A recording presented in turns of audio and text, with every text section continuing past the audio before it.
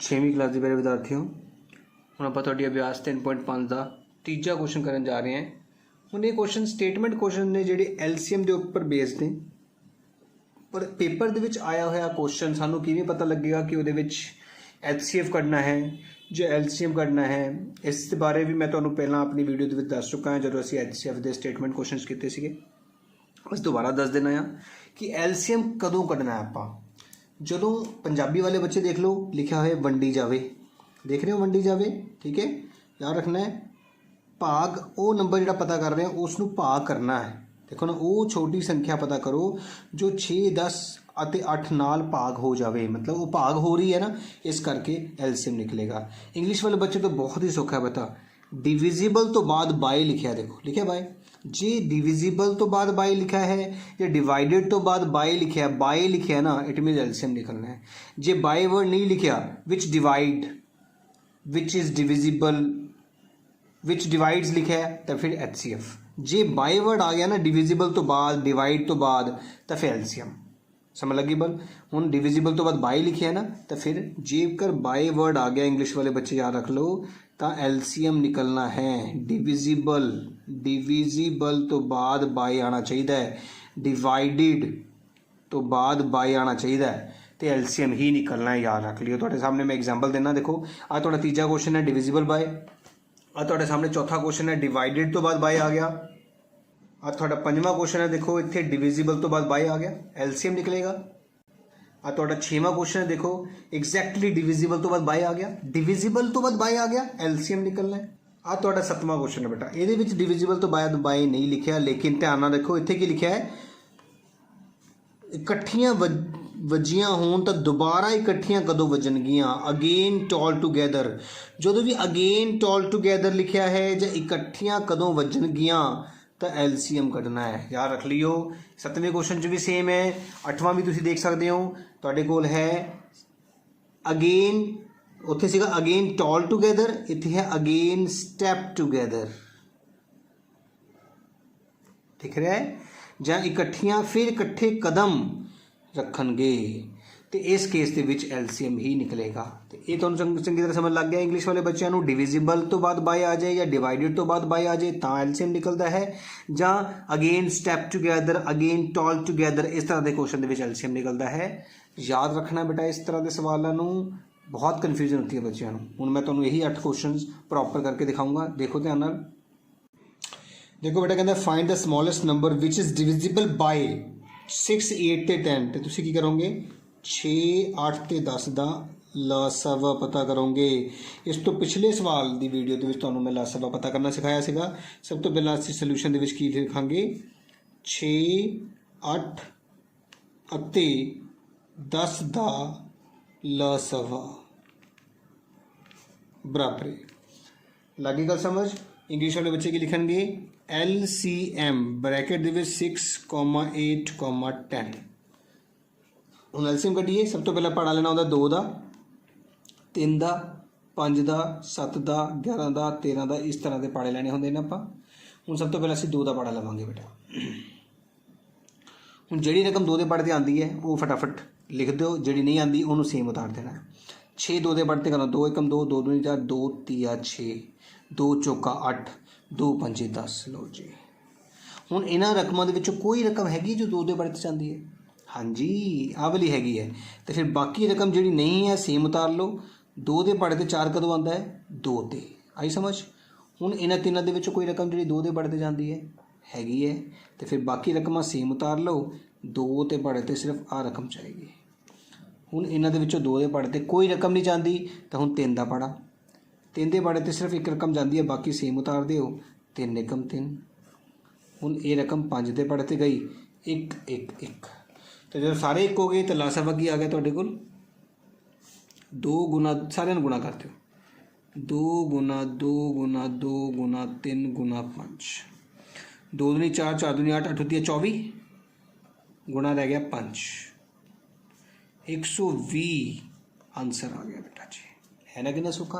तो 120 इदां दी रकम है जिहड़ी 6 के पहाड़े पर भी आती है, जिहड़ी 8 के पहाड़े पर भी आती है, जिहड़ी 10 के पहाड़े पर भी आती है। LCM का मतलब होंदा है एक इदां दी रकम पता करना जिहड़ी 3 पहाड़ों पर आती है। इसे करके कहा जाता है लीस्ट कॉमन फैक्ट मल्टीपल या लीस्ट कॉमन फैक्टर। ठीक है बेटा। चौथा question, find the least number when divided by this leave remainder 7 in. Divided तो बाद बाई आ गया ना बेटा जी, ਜੇ डिवाइडेड तो बाद बाई आ गया तो एलसीएम ही पता करना है। HCF वाले केस ਦੇ ਵਿੱਚ ਕੀ ਦੱਸਿਆ ਸੀ ਤੁਹਾਨੂੰ, ਵਿਚ ਡਿਵਾਈਡ ਲਿਖਿਆ ਸੀਗਾ, ਵਿਚ ਡਿਵਾਈਡ। ਤੇ ਜੇ ਮੈਂ ਤੁਹਾਨੂੰ ਦੱਸਿਆ ਸੀਗਾ ਬੇਟਾ, ਇੱਕ ਹੋਰ ਦੁਬਾਰਾ ਦੱਸ ਦੇਣਾ ਤੁਹਾਨੂੰ, ਦੇਖੋ ਧਿਆਨ ਨਾਲ। ਮੈਂ ਤੁਹਾਨੂੰ ਕੀ ਗੱਲ ਦੱਸੀ ਸੀ ਕਿ ਜੇ ਬਾਕੀ ਵਾਲਾ ਕੇਸ HCF ਦੇ ਵਿੱਚ ਰਿਮਾइंडर ਵਾਲਾ ਕੇਸ ਆਉਂਦਾ ਆ ਤਾਂ ਪਹਿਲਾ ਰਿਮਾइंडर ਨੂੰ ਮਾਈਨਸ ਕਰਨਾ ਹੈ, ਪਹਿਲਾ ਰਿਮਾइंडर ਮਾਈਨਸ ਹੋਵੇਗਾ ਫਿਰ HCF ਕੱਢਣਾ ਹੈ। ਲੇਕਿਨ LCM ਵਾਲੇ ਕੇਸ ਦੇ ਵਿੱਚ ਪਹਿਲਾਂ LCM ਪਤਾ ਕਰਨਾ ਹੈ ਫਿਰ ਬਾਕੀ ਨੂੰ ਜੋੜਨਾ ਹੈ। ਯਾਦ ਰੱਖਿਓ। ਹੁਣ ਇਹ ਸਾਡੇ ਕੋਲ ਆ ਗਿਆ ਜੀ ਬਾਕੀ ਵਾਲਾ ਕੁਐਸਚਨ। ਇਸ ਕਰਕੇ ਸਭ ਤੋਂ ਪਹਿਲਾਂ ਅਸੀਂ ਕੀ ਕਰਾਂਗੇ, 6 12 ਤੇ 15 ਦਾ ਕੀ ਕੱਢਾਂਗੇ। ਇੱਥੇ 6 12 15 ਲਿਖਿਆ, ਇੱਥੇ 10 12 15 ਲਿਖਿਆ ਹੈ। ਕੋਈ ਨਾ ਕੋਈ ਮਿਸਟੇਕ ਹੈ ਬੁੱਕ ਦੇ ਵਿੱਚ, ਆਪਾਂ ਚੈੱਕ ਕਰ ਲੈਂਦੇ ਹਾਂ कि लिखन च गलती हुई है, देख लेने। बेटे जो आप इतने 6 कर रहे हैं, देखो वैसे 10 नाल भी सेम ही आंसर होना है, पर आप इतने 6 कर देता है। 6 12 ते 15 का असी लासवा पता कर रहे हैं। सब तो पहले असी पाड़े लेने होंगे 2 का, 2 के पाड़े तो देखो 6 जाता है, 2 थी 6, 2 6 के 12, 15 2 के पाड़े तो नहीं जाता, इस करके 15 ही लिख दिता। 2 के पाड़े तो कोई रकम जाती है, 6 जाती है, तो 2 के पढ़ तो स्टार्ट जी रकम नहीं जाती वो सेम उतार देनी है। तो 2 एकम 2 2 दूनी 4 2 3 6। हूँ 2 के पढ़ते कोई रकम नहीं जाती तो 3 का पढ़ा ले लिया, 3 के पढ़ते 3 1 ते आता है, 3 1 ते आता है, तो 15 5 ते आता है, तो 5 के पढ़े तो सारी रकम 1 1 1 बन गई। इसका मतलब साढ़े को लासावा की आ गया 2 गुना 2 3 गुना 5,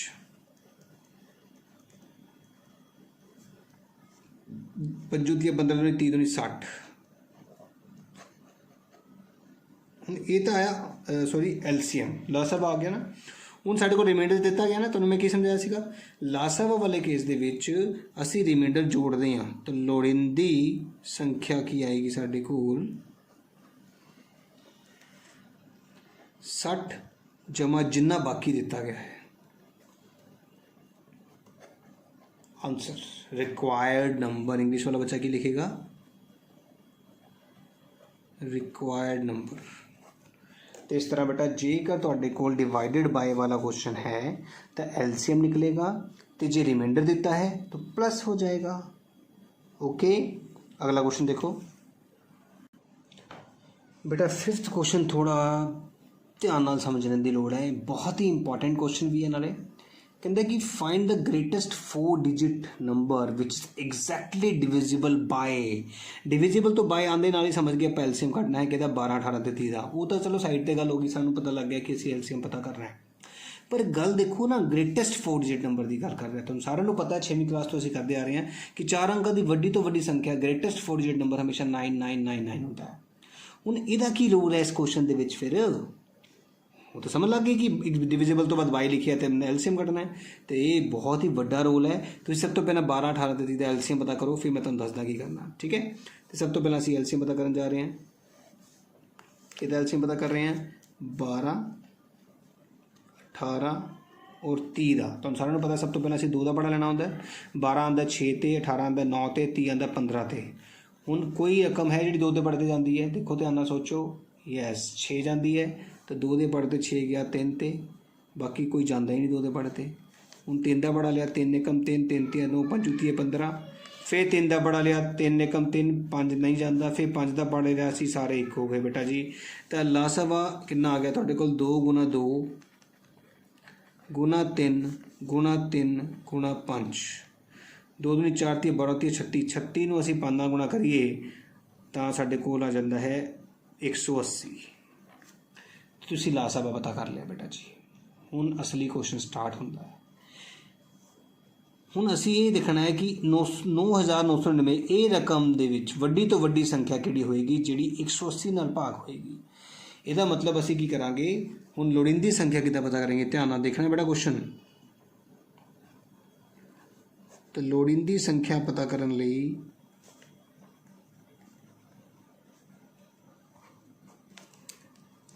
कि लिखो, इंग्लिश वाला बच्चा लिखेगा टू फाइंड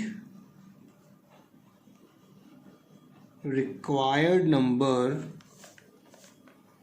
ਅਸੀਂ 999 999 ਨੂੰ ਭਾਗ ਕਰਾਂਗੇ 180 ਦੇ ਨਾਲ।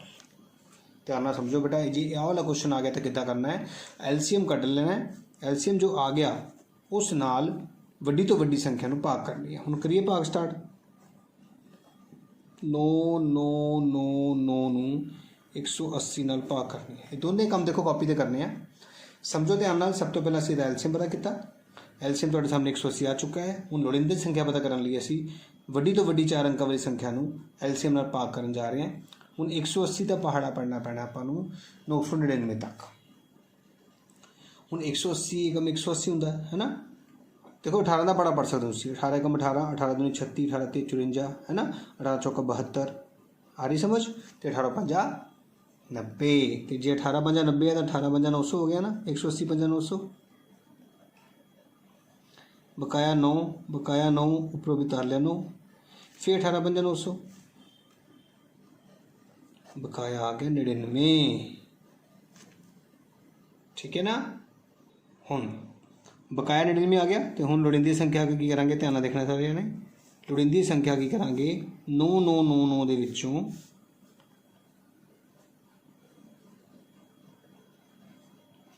माइनस कर देंगे बाकी नूं। तो 9900 साडा आंसर होएगा। 9900 वो संख्या है जिहड़ी 180 नाल पूरी भाग होएगी।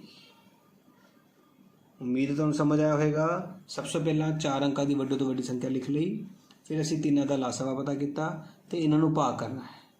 भाग करके जो बाकी आ गया बेटा जी, उस बाकी नूं इहदे विचों घटा देना है। वो तुहाडी लोड़ींदी संख्या होगी। लोड़ींदी संख्या पता करने असीं भाग करांगे, नाल लिख दो भाग करके बाकी रकम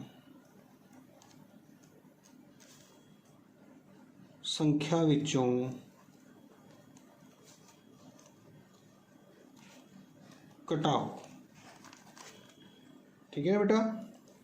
to find required number divide then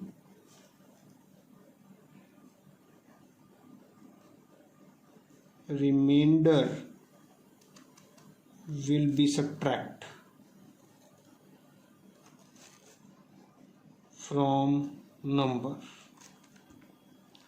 तो आ लाइन तुसी याद रखने लिए लिखी है बेटा। तुसी लिख सकते हो कि जो भी लोड़ींदी संख्या पता करनी है तो तुहानूं 4 अंक की वड्डी तो वड्डी संख्या नूं एलसीएम नाल भाग करनी है। तो भाग करन तो बाद जिहड़ी बाकी रकम आवेगी वो संख्या दे विचों घटाउणी है।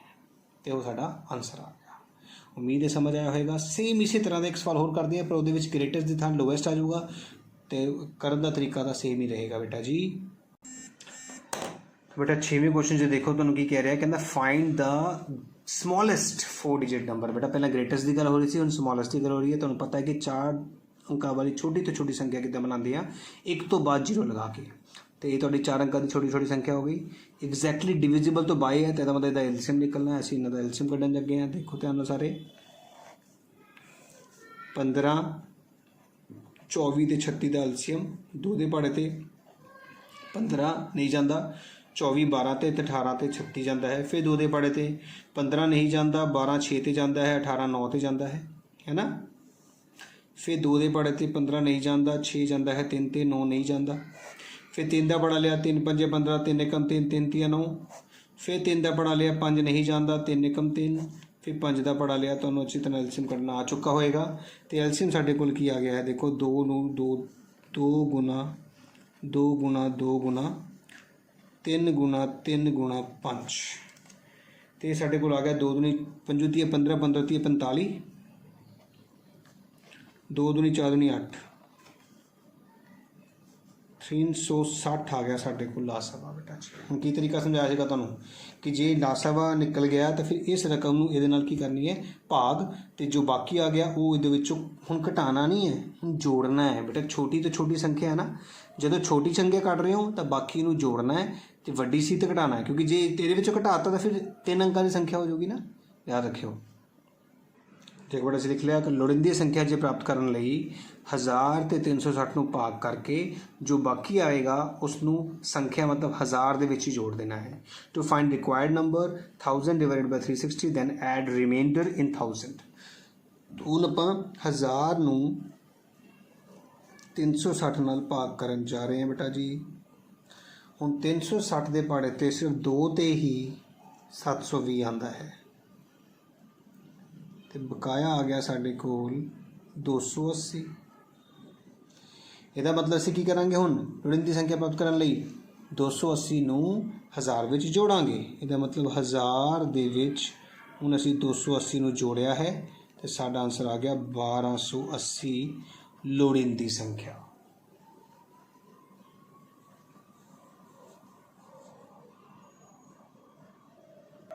ਬੇਟਾ ਇੱਕ ਗੱਲ ਥੋੜਾ ਧਿਆਨ ਰੱਖੋ, ਤੁਸੀਂ ਕੀ ਕਰਨਾ ਹੁੰਦਾ ਹੈ, ਸਭ ਤੋਂ ਪਹਿਲਾਂ ਤਾਂ ਤੁਸੀਂ 1000 ਲਿਖ ਲਿਆ, ਫਿਰ ਐਲਸੀਐਮ ਪਤਾ ਕਰ ਲਿਆ, ਇਹਨਾਂ ਨੂੰ ਭਾਗ ਕਰਕੇ ਜੋ ਬਾਕੀ ਆਏਗਾ ਉਹ ਬਾਕੀ ਇਹਦੇ ਵਿੱਚ ਜੋੜਨਾ ਹੈ। ਇਹ ਤਾਂ ਸਹੀ ਹੈ, ਪਰ ਹੁਣ ਦੇਖੋ ਧਿਆਨ ਨਾਲ ਬਾਕੀ ਕਿੱਦਾਂ ਪਤਾ ਕਰਨਾ ਹੈ। ਇੱਕ ਤਾਂ ਬਾਕੀ ਇੱਦਾਂ ਆ ਗਿਆ, ਇੱਕ ਹੋਰ ਤਰੀਕਾ ਹੈ, ਦੇਖੋ ਬੇਟਾ ਧਿਆਨ ਨਾਲ।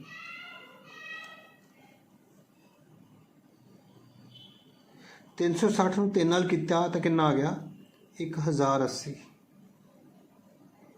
ਹੁਣ ਇਹਨੂੰ ਘਟਾਵਾਂਗੇ ਤਾਂ ਕਿੰਨਾ ਆ ਗਿਆ, 80 ਆ ਗਿਆ। ਸਮਝੋ ਧਿਆਨ ਨਾਲ, ਇੱਕ ਤਾਂ ਭਾਗ ਕਰਨੀ ਜਿਵੇਂ ਤੁਸੀਂ ਕਰਦੇ ਹੋ ਕਿ 1000 ਤੋਂ ਛੋਟਾ ਅੱਖਰ ਲਿਖਣਾ ਹੈ ਨਾ, ਇੱਕ ਭਾਗ ਕਰਨੀ ਹੈ ਕਿ ਜਿੱਦਾਂ 360 ਨੂੰ 2 ਨਾਲ ਕੀਤਾ ਤਾਂ 320 ਆਇਆ ਨਾ, ਹੁਣ 360 ਨੂੰ 3 ਨਾਲ ਕਰਕੇ ਵੀ ਦੇਖੋ ਕਿ ਕਿੰਨਾ ਬਕਾਇਆ ਬਚਦਾ ਹੈ। ਦੋਨਾਂ ਦੇ ਵਿੱਚੋਂ ਜਿਹੜਾ ਛੋਟਾ ਬਕਾਇਆ ਹੈ ਉਹ ਐਡ ਕਰਨਾ ਹੈ ਬੇਟਾ ਜੀ। ਇਹਦਾ 80 ਬਕਾਇਆ ਆਇਆ ਹੈ ਤੇ ਅਸੀਂ ਹੁਣ 80 ਐਡ ਕਰਾਂਗੇ, 80 ਤੇ ਆਨਸਰ ਕਿੰਨਾ ਆ ਗਿਆ, 1080। ਮੇਰੀ ਗੱਲ ਸਮਝ ਲੱਗੀ।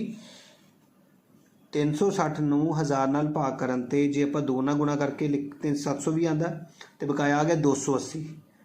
ਠੀਕ ਹੈ, ਤੇ ਜੇ 3 ਨਾਲ ਕਰਦੇ ਤਾਂ ਬਕਾਇਆ ਆਉਂਦਾ 80 ਤੇ 80 ਐਡ ਕਰਨਾ ਬੇਟਾ। 7ਵਾਂ ਕੁਐਸਚਨ ਦੇਖੋ,